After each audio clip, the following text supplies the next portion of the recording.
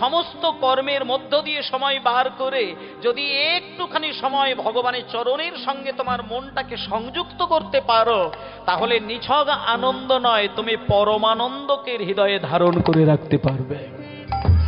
নিতাই গৌর প্রেমানন্দে হরি বল। তাহলে আনন্দ পরমানন্দ দুটোর ভেদাভেদ জানতে হয়। অন্ন পরমান্ন এই দুটো আলাদা জিনিস। পরমান্ন আলাদা, অন্ন আলাদা। আনন্দ পরমানন্দ দুটো আলাদা বিষয়। আনন্দ সেই জিনিস যে আনন্দ মাঝে মাঝে সাইড এফেক্ট আনতে পারে, কিন্তু পরমানন্দের কোনো সাইড এফেক্ট নেই। যেমন মনে করুন মায়েরা, আপনার কোনো খাবার খেতে ভালো লাগছে বলে আপনি বেশি বেশি করে আনন্দের সঙ্গে খেয়ে নিলেন, কিন্তু সেটা যদি অ্যাসিড হয়ে যায় তাহলে পরক্ষণে আপনাকে দুঃখ দেবে। তাহলে কিছু কিছু খাবার খেতে আনন্দ দেয়, পরক্ষণে দুঃখ দেয়। টিভিতে ভালো সিনেমা দেখলে আনন্দ পায়, কিন্তু ঘন্টার পর ঘন্টা দিনের পর দিন টিভি দেখতে থাকলে চোখের রোগ হয়। মদ খেলে আনন্দ লাগে, কিন্তু দিনের পর দিন মদ খেলে লিভার শেষ হয়ে যায়। এসি ঘরে থাকলে আনন্দ লাগে, কিন্তু সারা জীবন এসিতে থাকলে স্কিনের রোগ হয়ে যায়, চামড়ার রোগ হয়ে যায়। তাহলে এগুলো আনন্দ, কিন্তু যে আনন্দ শুধু এ জন্ম নয়, কোনো জন্মেও দুঃখ দেয় না, সেটা হলো পরমানন্দ। সেটা কি? মনে করুন কোনো ভক্ত মন্দিরের ভেতরে দরজা বন্ধ করে দিয়ে জপের মালায় নাম করছে। মায়েরা মনে করুন, এটা ধরে নিন। তাহলে জপের মালায় তার নাম করতে গেলে ভেতরে যে আনন্দের অনুভবটা হয়, বলুন সেই আনন্দ আপনাকে কোনোদিন দুঃখ দেবে কি? চিন্তা করে দেখবেন, কোনোদিন দুঃখ দেবে না। কীর্তন আসরে বসে 3 ঘন্টা গান শুনলে ভেতরে যে আনন্দটাকে ধরা যায়, এই আনন্দ ভবিষ্যতে কেন কোনো জন্মেও দুঃখ দেবে কি? বৃন্দাবনে গিয়ে হা রাধে বলে কাঁদবেন, বুক ফাটিয়ে কাঁদবেন, কিন্তু সেখানে হাজার কান্নার ভিতরে যে সুখটা পাওয়া যায়, সেটা জীবনে কোনোদিন দুঃখ দেবে না। এই হলো পরমানন্দ। তাহলে যে আনন্দ মানুষকে জীবনে কোনোদিন দুঃখের ধারে কাছে পৌঁছাতে পারে না, মুনি ঋষিগণ বললেন এটা পরম আনন্দ, এটা এই প্রাকৃত আনন্দ নয়। সেটা কার দ্বারা সম্ভব? সেটা আমার পরম পুরুষ ভগবান শ্রীকৃষ্ণ চৈতন্য দেবের অশেষ করুণার সম্পদ। নিতাই গৌর প্রেমানন্দে হরি বল, হরি বল, হরি বল। এবং তার জন্য গৌরাঙ্গ বলিতে হবে আমার পুলক শরীর,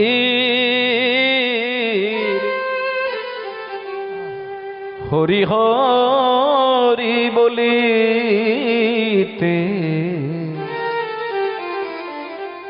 নয়নে ববে নীর।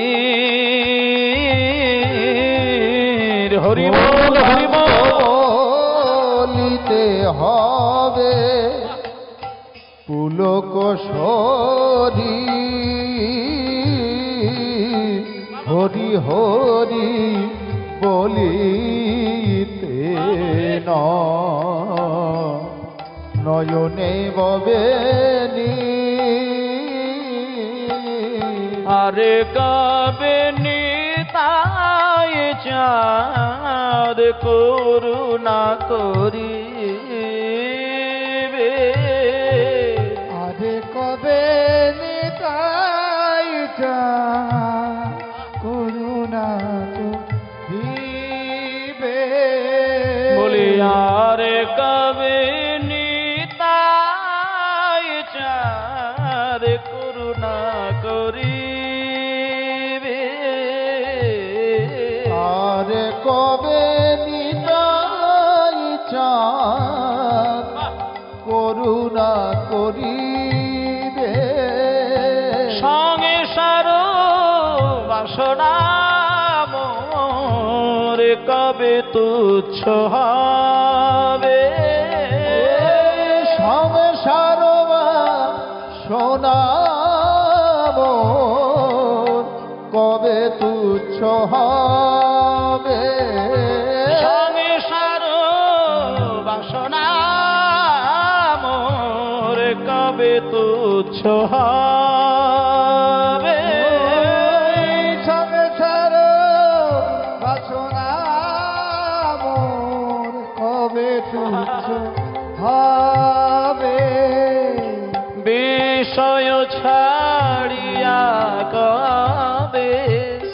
শুদ্ধ হবে মন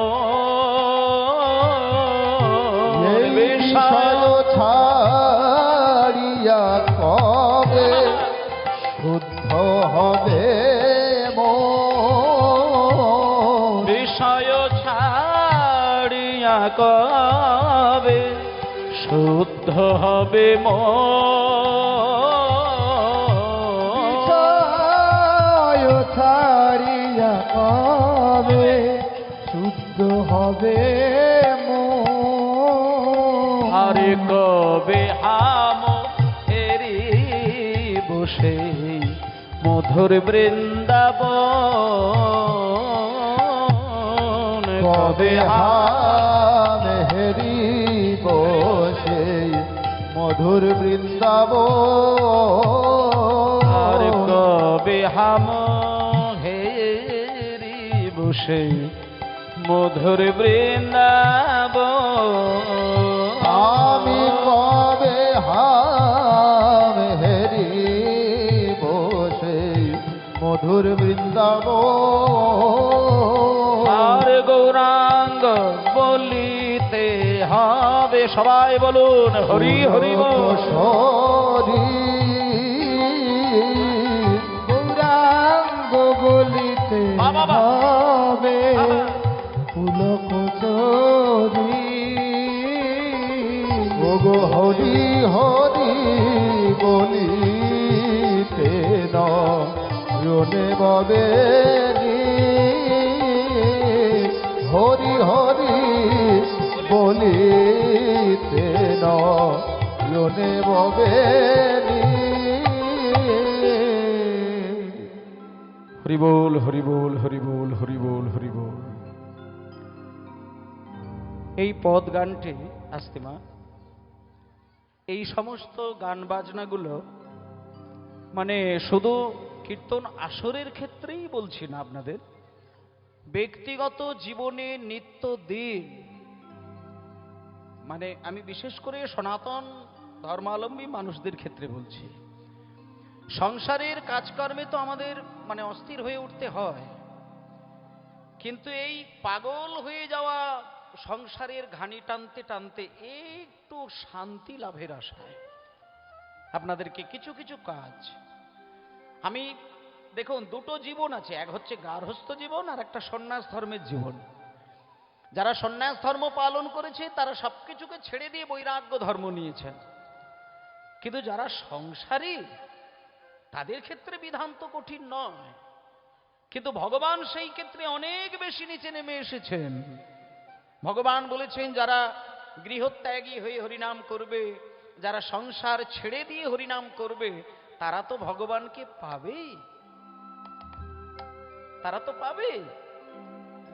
কিন্তু সংসারের হাজার দায় দায়িত্ব সামাল দেওয়ার পরে তার মধ্য দিয়ে একটুখানি সময় বার করে কেউ যদি আমার নাম করে, আমি যে তার জন্য আরো বেশি খুশি হয়ে যাই। নিতাই গৌর হরি বল হরি বল। তাই জন্য মায়েরা সংসারী মানুষের জন্য এত চিন্তা ভাবনা করার দরকার নেই। যেহেতু আমরা গৌরাঙ্গকে পেয়েছি তাহলে আমরা তো মানে উদ্ধার হয়েই গেছি। চৈতন্য মহাপ্রভু যে মাটিতে জন্ম নিয়েছে সেই মাটির মানুষকে চিন্তা করতে হয় না। এত বড় দয়াল ভগবান চৈতন্য দেব, যিনি শঙ্খচক্র গদা পদ্মধারী নারায়ণ, যিনি ত্রেতা যুগে রামচন্দ্র, যিনি দাপরে কৃষ্ণ, এই তিন যুগের ভগবানের থেকেও যিনি উদার, তিনি হলেন আমার নিমাই। এবং সেই নিমাই তিনি হরিনাম প্রচার করেছিলেন। তাই মায়েরা, 7টি উপকারের মধ্যে আপাতত ভাবে কটা বললাম আমি? 5টি বললাম বোধহয়, হ্যাঁ 5টি বললাম। চেতদর্পণ মার্জন, ভব মহাদাবাগ্নি নির্বাপন, শ্রেয় কৈরব চন্দ্রিকা বিতরণ, বিদ্যাবোধ জীবন, আনন্দম বুদ্ধি বর্ধন, প্রতিপদাং পূর্ণামৃতাস্বাদন। এই হলো 6টি উপকার। প্রতিপদাং মানে প্রত্যেকটি পদে পদে, তিলে তিলে, ক্ষণে ক্ষণে, পলে পলে অমৃতের স্বাদ। আস্তে মায়েরা, লীলাপালা সবকিছু হবে, কিন্তু কথাগুলো, দৃষ্টান্তগুলো একটু শুনবেন। মানে পদে পদে যদি অমৃতের টেস্ট, অমৃতের স্বাদ আপনাকে এই আত্মার সঙ্গে মাখামাখি করতে হয়, তাহলে আমি বলে দেব চৈতন্যের নাম ছাড়া এর বাইরে কোনো জিনিস হতে পারে না। জপের মালায় নাম করার দায়িত্ব যদি আপনাকে দেওয়া হয়, কতক্ষণ নাম করবেন? যারা সংসারী মানুষ, জপের মালা নাম করতে গিয়ে দেখবেন, প্র্যাকটিক্যাল ঘটনা বলি, আপনি সংসারের হাজার কাজকর্ম করবেন, অন্য কোনো চিন্তা আপনার মাথায় আসবে না, কিন্তু নামের মালা ধরে নিয়ে যেই নাম শুরু করবেন, আপনার অজান্তেই অশুভ চিন্তাগুলো আপনার হৃদয়কে ব্যতিব্যস্ত করবে। তাহলে নাম করতে গেলে অশুভ চিন্তা এসে যায়, ধ্যান করতে গেলে অশুভ চিন্তা এসে যায়, মন্দিরে গিয়ে প্রণাম করতে গেলে অশুভ চিন্তা এসে যায়। কেন? কারণ মোহ মায়ায় জর্জরিত হয়ে তুমি এখনো পর্যন্ত প্রেম ভক্তির কণামাত্র হৃদয়ে ধরতে পারো না। তাই তোমার প্রতি পদে পদে অমৃতের স্বাদ এখনো পাওয়া হয়নি। কিন্তু তুমি হরিবাসরে বসে বসে শুধু মন দিয়ে যদি তার কীর্তনটা শুনে যাও কয়েক পালা, দেখবে একদিন অনাসে চৈতন্যের কৃপায় তোমার এই শুকনো হৃদয়ে প্রেমের বাড়ি বর্ষণ হবেই হবে। হরিবোল হরিবোল হরিবোল, তাই গৌর হরিবোল। তাহলে এই হলো 6। এইবার 7 নম্বর উপকার কি না, সর্বাত্ম স্নাপন। সর্বাত্ম স্নাপনম মানে সকল আত্মার স্নান করিয়ে দেওয়া কীর্তন গানের শেষ উপকার। আস্তে মায়েরা, তাহলে সকল আত্মাকে স্নান করানোর দরকার। পাতকুয়ার জল যদি আমি গায়ে ঢেলে দিই, সেটা আমার দেহের স্নান হয়। যমুনার জলে গিয়ে যদি ডুব দিই, সেটা আমার দেহের স্নান হয়, কিন্তু আত্মার স্নান তো হয় না। তাহলে এই আত্মার স্নানটা করতে গেলে কি করতে হবে না, একমাত্র কীর্তন প্রেমের বন্যায় সবাইকে ডুব দিতে হবে। তাই মায়েরা চলুন একটুখানি প্রেমের বন্যায় সবার আত্মাকে ডোবানোর জন্য, সকল আত্মার স্নানের জন্য একটুখানি সবাই মিলে প্রেমের বন্যায় প্রেমানন্দে, সবাই মিলে প্রেমানন্দে মেতে হরি বলো। বাহ, হরি নামের বন্যা যে, বন্যা যে, বন্যা যে এলো। বাবা বাবা, কমল বাবু ভালো বাজাচ্ছে। প্রেমানন্দে মেতে হরি বলো, হরি নামের বন্যা যে এলো। প্রেমানন্দে মেতে হরি বলো, হরি নামের বন্যা যে এলো। প্রেমানন্দে মেতে হরি বলো, হরি হরি নামের বন্যা। প্রেমানন্দে মেতে হরি বলো, হরি নামের প্রেমানন্দে মেতে হরি বলো, হরি নামের বন্যা। এমন বন্যা দেখি নাই, এমন বন্যা দেখি নাই শুকনাতে তলায়।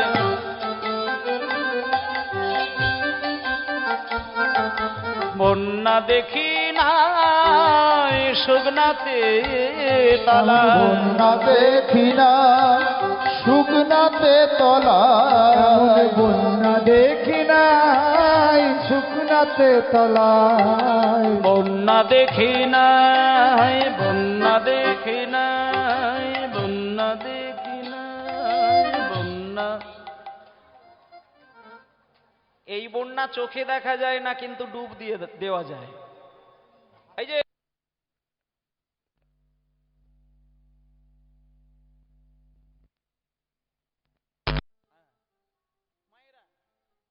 বলছে এমন বন্যা,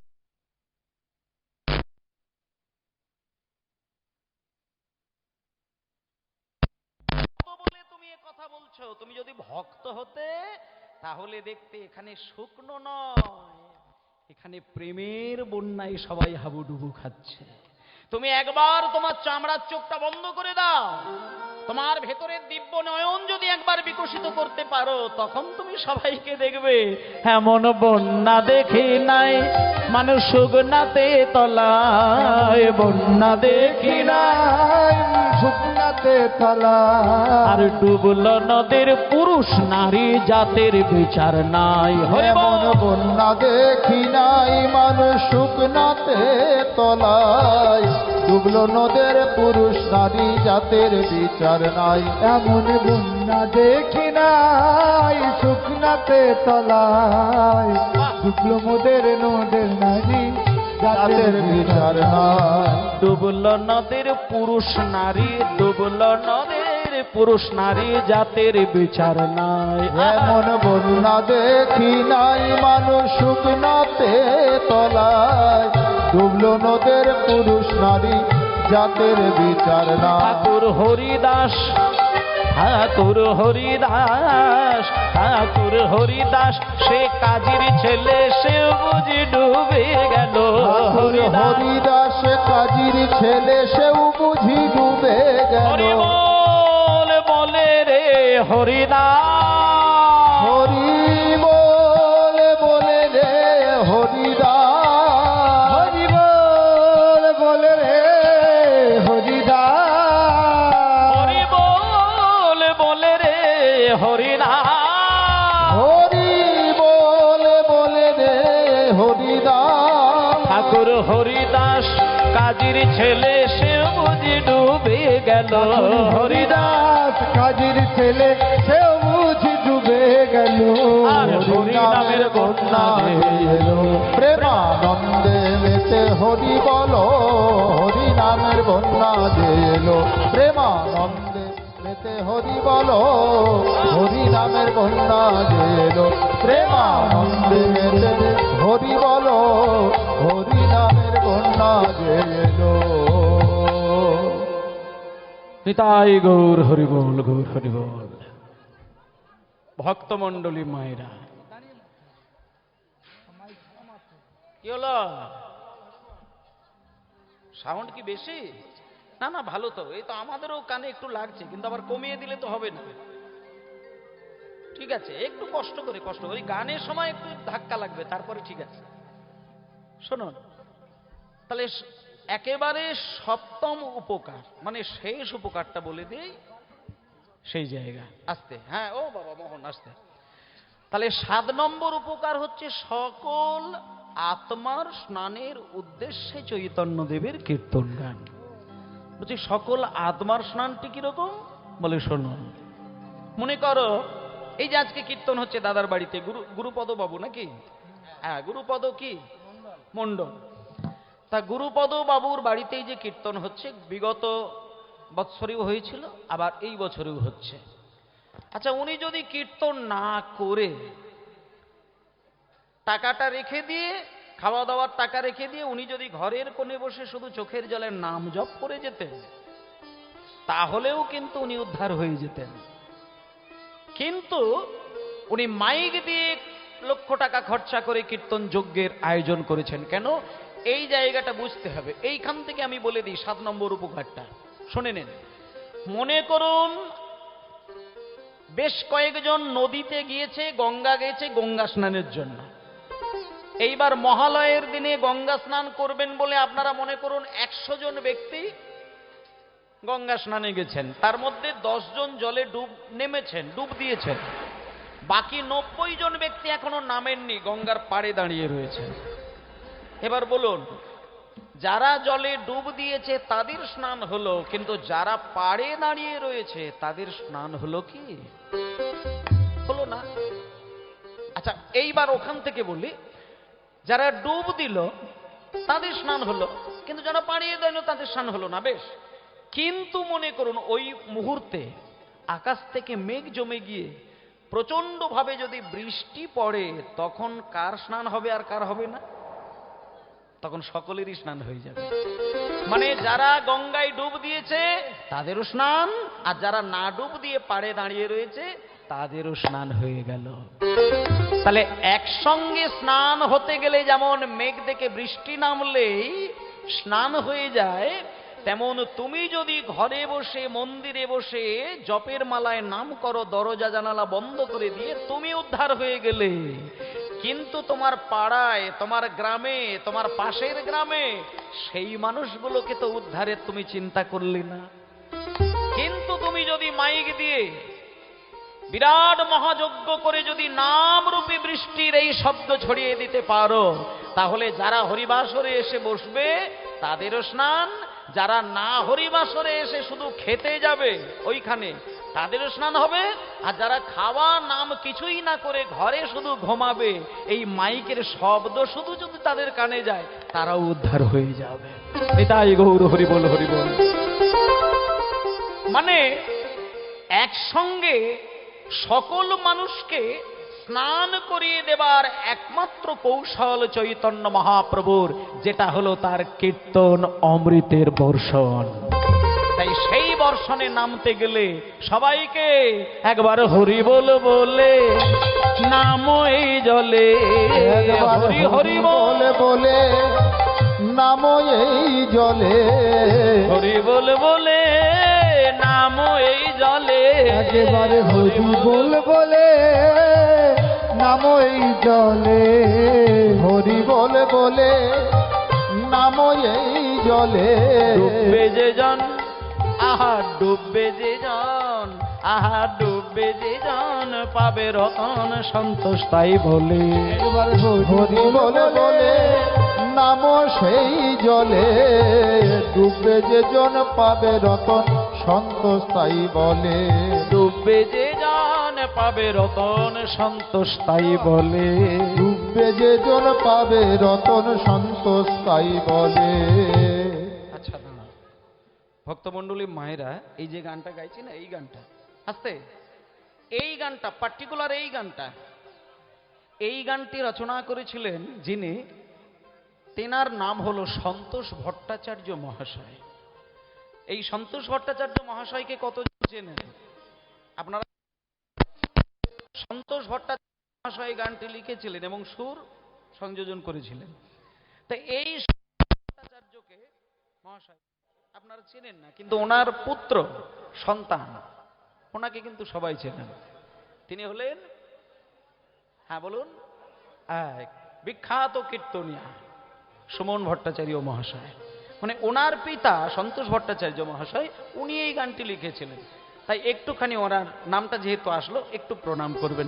একবার হরি বল বলে, হরি বলে নাম এই জলে, হরি বল বলে নাম এই জলে, ডুববে যে জন পাবে রতন সন্তোষ তাই বলে, আহা ডুববে যে জন সন্তোষ তাই বলে, আহা ডুববে যে পাবে রতন সন্তোষ তাই বলে। মতন আবার ডোবার মতন, আবার ডোবার মতন যে ডুবেছে, ডোবার মতন আবার ডোবার মতন, ডোবার মতন যে ডুবেছে সেই ডুবে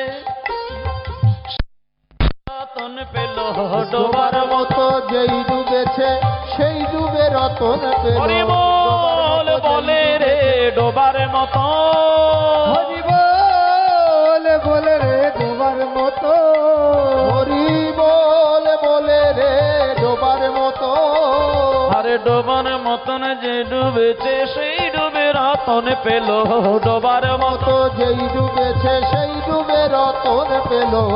হরি নামের বন্যা যে এলো, প্রেমা প্রেমেতে হরি বলো, হরি নামের বন্যা যে এলো, প্রেমানন্দে মেতে হরি বলো, হরি নামের বন্যা যে এলো। নিতাই গৌর প্রেমানন্দে হরি বল, হরি বল। আজকে আমরা এইভাবে চৈতন্য মহাপ্রভুর, হ্যাঁ, তার ইচ্ছে, তার আশা, সবকিছু তার কীর্তন গানের উপকারের মধ্য দিয়ে জানতে পারলাম। এইবার মায়েরা, এই যে মহাপ্রভু তিনি কীর্তন গান কেন আনলেন বাঙালিদের জন্য, সেটা আমরা ওনার বলে যাওয়া শ্লোকের মধ্য দিয়ে আমরা জানতে পারলাম। এবার চলুন, এত সুন্দর কীর্তন গান, যিনি এই বাংলার শ্রেষ্ঠ আসনে বসেছিলেন শ্রী চৈতন্য মহাপ্রভু, তিনি শ্রীবাস অঙ্গনে নিত্য কীর্তন করে মেতে রয়েছেন। কিন্তু মায়েরা, এই কীর্তন গানের ধারা সবার তো ভালো লাগবে না। আজকে এনার বাড়িতে কীর্তন হচ্ছে, সকলের কি ভালো লাগছে? সারা গ্রামবাসীদের ভালো লাগছে, সকলের ভালো লাগছে, কিন্তু এমন হয়তো একজন ব্যক্তিও রয়েছে যারা কীর্তন শুনবে কি শুনবে না, সেবা পাবে কি পাবে না, হয়তো সবই ঠিক রয়েছে, কিন্তু বাইরের আচরণ আর ভেতরের কিছু চিন্তা একাকার কিন্তু হয় না। কখনো কখনো দেখবেন বাবা, যেখানে অধর্ম হয় সেখানে ধার্মিক মানুষেরা অধর্মের বিনাশ করার জন্য ধর্মের একটা আন্দোলন তৈরি করে, এটা আপনারা জানেন। কিন্তু এই বাংলায় কখনো কখনো যেখানে ধর্ম পালন হয়েছিল, সেই ধর্মকে বিনাশ করার জন্য কিছু ধার্মিক ব্যক্তি অধর্মের পথে দাঁড়িয়ে আন্দোলন করেছিলেন। এগুলো বাংলার মাটিতে ঘটেছে, বিগত দিনে ঘটেছে, এখনো ঘটছে, জানি না আগামী দিন কি হবে। যেখানে অধর্ম সেখানে ধার্মিক লোকেরা গিয়ে দ্বন্দ্ব করেছে। কিন্তু আজকের যে পালা বা লীলার বিষয়, সেখানে ধর্মকে নষ্ট করার জন্য ধার্মিক ব্যক্তি তারা ধর্মকে নষ্ট করে দেওয়ার জন্য গোপনে গোপনে যুক্তি করে চক্রান্ত করে ধর্মের বিনাশ ঘটানোর চেষ্টা করেছেন। এবং তারা কারা? তারা হরিবিমুখী জন।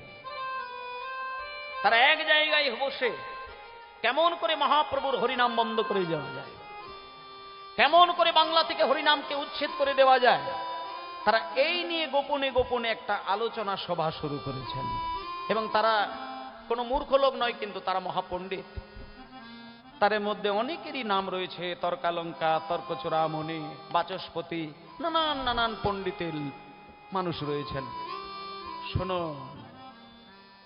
তারা এক জায়গায় হয়েছে, মানে বেশ কিছু পণ্ডিত পণ্ডিত পণ্ডিত পণ্ডিত, এই আলু থালু লোক নয়। এক কথায় নবদ্বীপের মাটিতে মহাপণ্ডিত, যাদেরকে সমাজপতি বলা হয়। সমাজের পতি মানে যাদের দ্বারা সমাজ ভালো কিছু শিক্ষা পাবে, যাদের দ্বারা অমানুষ মানুষ হবে, যাদের দ্বারা মূর্খ পণ্ডিত হবে, যাদের দ্বারা অভক্ত ভক্ত হবে, যাদের দ্বারা মাতাল ব্যক্তি ভক্ত হয়ে যাবে।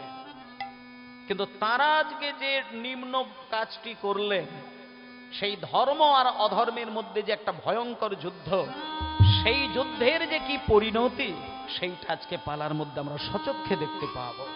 শুনে যাও মায়েরা, বাইরে থেকে ধর্ম পালন করলে শুধু হবে না, ভেতরের ধর্মটাকেও জাগাতে হবে। অবচেতন মন আর চেতন মন, এই দুটোকে এক না করতে পারলে শুধু বাইরে থেকে জপের মালা, বাইরে থেকে নিরামিষ খাওয়া, বাইরে থেকে মন্দির তৈরি করা, বাইরে থেকে জপমালায় নাম করা, আর বাইরে থেকে তিলক সেবা করা, এর দ্বারা কতগুলো মানুষকে হয়তো ভোলানো যায়, কিন্তু এই বিশ্ব ব্রহ্মাণ্ডের যিনি স্রষ্টা, তার মন কিন্তু গলানো যায় না। এবং তারই প্রমাণ দিয়েছেন কে?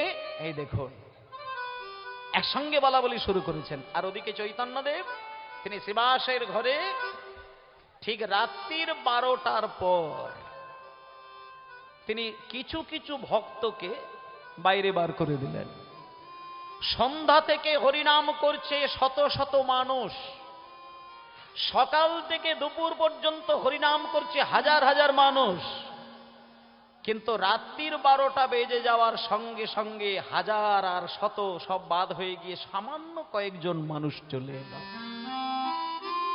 এই হরিমাসরে বসেও দেখবেন সন্ধ্যাবেলায় কীর্তন হবে, কিন্তু রাত 12টার পরে যখন কীর্তন হবে, একই ভক্তের সমাগম কিন্তু থাকবে না। কেন? ভক্তের মধ্যে কিছু ক্যাটাগরি থাকবে যারা রাত্রির 12টার সময় হরিনাম শোনার মতো সেই আবেগ, সেই চিন্তা তার থাকে না। তাই চৈতন্যদেব চিন্তা করলেন, সকল কথা সবার সামনে বলা যাবে না, কিছু কথা কিছু মানুষকে বললে পরে সেই কথার মূল্য দিতে পারে না, কারণ মূল্য দেবার জ্ঞান তার নেই। কিন্তু যারা মূল্য দিতে পারবে তাদেরকেই মহাপ্রভু জড়িয়ে ধরে হরিনাম করছেন। কোথায়?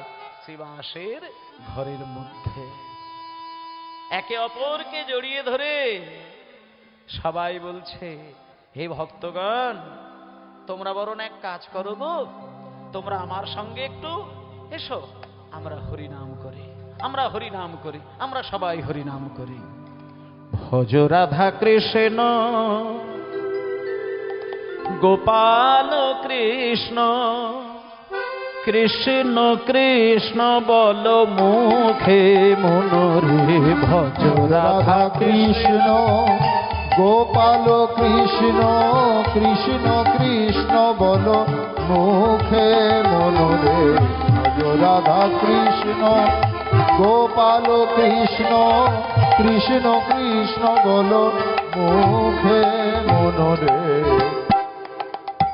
নামে ছোট্ট করে ছোট্ট করে, নামে বুক ভরে যায় অভাব মেটায়। নামে বুক ভরে যায় অভাব মিঠায়। নামে বুক ভরে যায় অভাব মিটায়। নামে বুক ভরে যায় অভাব মেটায়। নামে বুক ভরে যায় অভাব মিঠায়। স্বভাব জাগায় মহাসুখে। একবার ভজ রাধা কৃষ্ণ গোপাল কৃষ্ণ, কৃষ্ণ কৃষ্ণ বল মুখে মনোরে।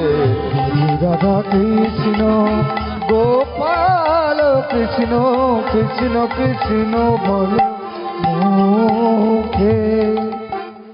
নাড়া